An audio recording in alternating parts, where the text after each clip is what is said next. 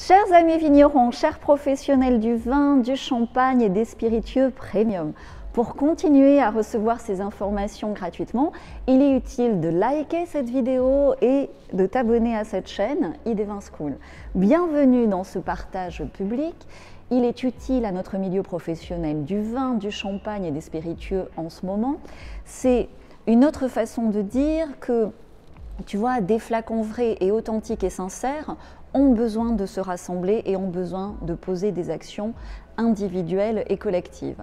Comme moi, tu observes certainement ces derniers temps le Bordeaux bashing s'intensifier et peut-être comme moi, tu as certainement ton interprétation du phénomène, donc surtout dis-le-moi en commentaire. Est-ce que tu es prêt ici à aller plus loin, mais à aller plus loin en soulevant le voile, en étant vraiment direct, en se disant les choses, et c'est pour cela que je me permets de tutoyer ici. Parce que c'est comme ça qu'on avance. Cette année, on n'a plus le temps de perdre et du temps et de l'argent, donc il faut être direct. Est-ce que c'est OK pour toi? OK. Alors, on va travailler le Bordeaux bashing en 3 points pour bien le comprendre. Parce que comprendre une situation, c'est déjà la résoudre à 60%. C'est pas génial? Donc, 1. Le Bordeaux bashing ne date pas de ces derniers mois avec les pointages de soucis écologiques. 2. Le Bordeaux bashing est directement lié à l'identité marketing des vins de Bordeaux qui a émergé dans les années 80. Tu vois, là, je commence à t'intéresser, tu vois qu'on va plus loin ici. De quoi je parle? Je parle de l'identité du vin, parce que l'identité du vin, tu le sais certainement, c'est mon métier depuis plus de 20 ans, et alors forcément, je maîtrise le sujet. L'identité individuelle ou collective d'un vin est à la base de la création de valeur de ce vin, et donc aussi à la base de la création de sa notoriété et de la création de ses ventes. Troisième point, c'est cette identité qui a été pervertie. Et c'est un peu comme une roue voilée quand tu as une identité pervertie. Ça marche pas droit, mais au début, tu le vois pas trop. Et puis après, au bout d'un moment, tu vas carrément dans le fossé et la machine n'avance plus. C'est ce qu'on observe aujourd'hui. Donc, même si tu ne comprends pas tout ce que je dis encore à ce stade, tu vas voir, ça va s'éclaircir. Je pense que déjà, dis-le-moi en commentaire si intuitivement tu perçois, tu ressens que je suis dans le juste dans cette analyse. On est toujours OK? On avance, on va plus loin. Ici, on est direct, je te l'ai dit, et aussi on est synthétique. J'y tiens beaucoup. On pourrait écrire des livres sur ce phénomène, on pourrait faire des conférences d'1 heure, je veux y passer 10 minutes. L'identité collective de Bordeaux, c'est quoi? C'est le château.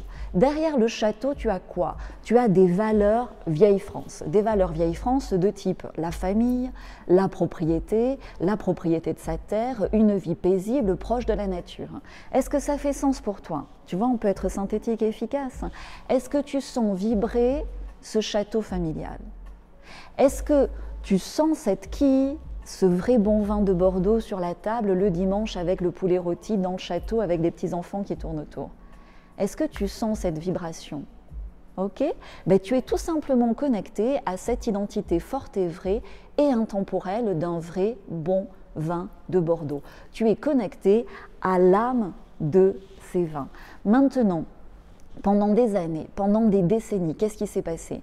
Ben, certains ont industrialisé le process à outrance.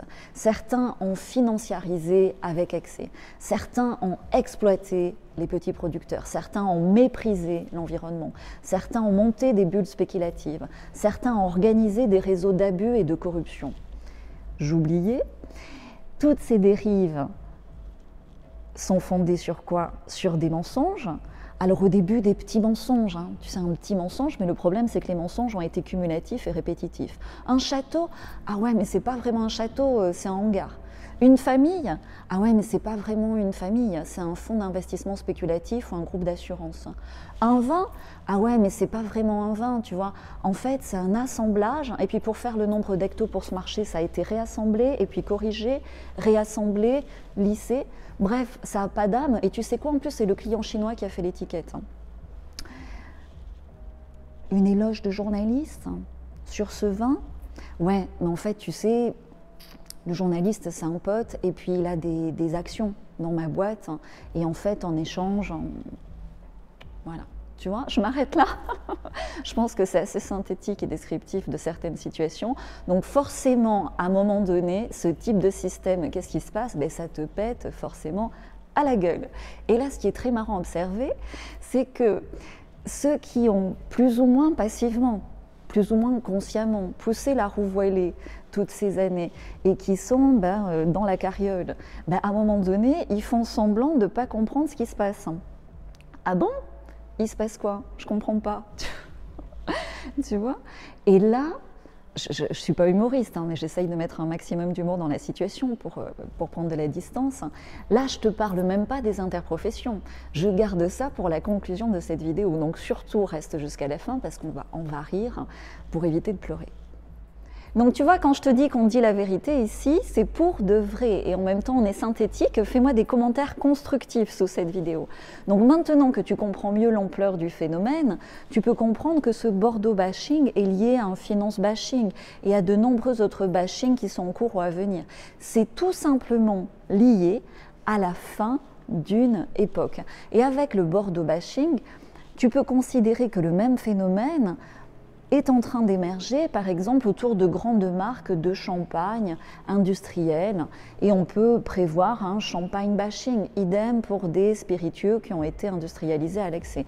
Le bashing couve et est en train de les atteindre aussi, ou c'est anticipé. En tout cas, si cette vidéo t'aide à mieux comprendre le phénomène et à l'anticiper selon ton secteur, j'en suis heureuse, ça peut un jour atteindre la Bourgogne aussi. Comment guérir? Comment guérir, c'est mon objectif. Tout simplement en soignant l'identité individuelle et collective de ces vins, de ces champagnes, de ces spiritueux en amont. En étant dans le vrai, dans le sain, dans le sincère, tu guéris. Par exemple, on réveille l'âme de ton vin, c'est la première action que l'on met en place quand tu entres dans un de mes clubs de vignerons. Ça nous prend 45 minutes et en 45 minutes avec les bons outils, on résout des problématiques qui souvent perduraient depuis des dizaines d'années. Et tout de suite, qu'est-ce qui se passe? Dans cette guérison, on a une libération. Tout redevient cohérent, la libération est là.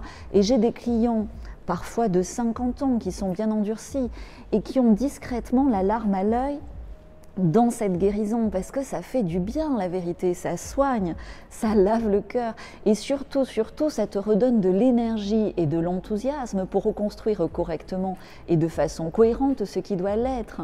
Et c'est vraiment ça qu'on fait dans mes clubs avec la bonne boîte à outils. On est peu nombreux, j'aide 50 vignerons par an en France.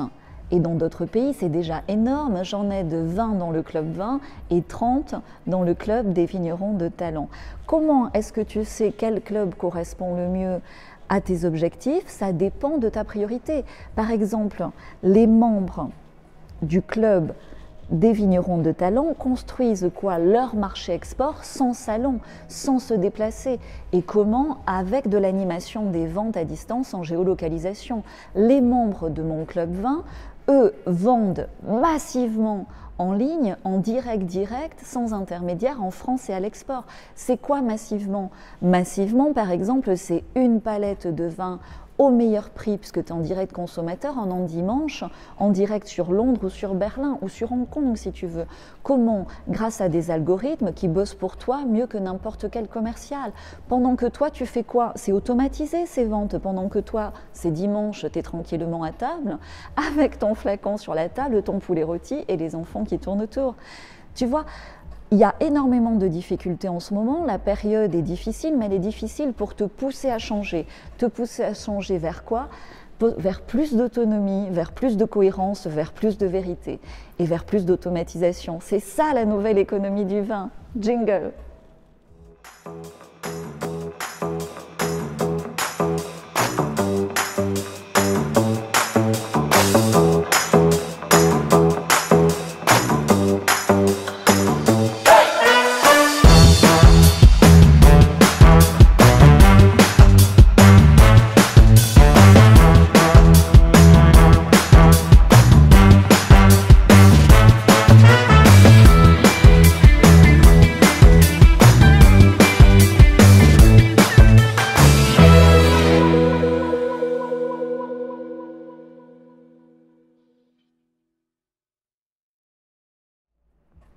Alors, pour les interprofessions, tu es resté jusqu'à la fin, parce que tu vois, ce système, en fait, c'est quoi? C'est un système de manipulation et de division, si on se parle franchement.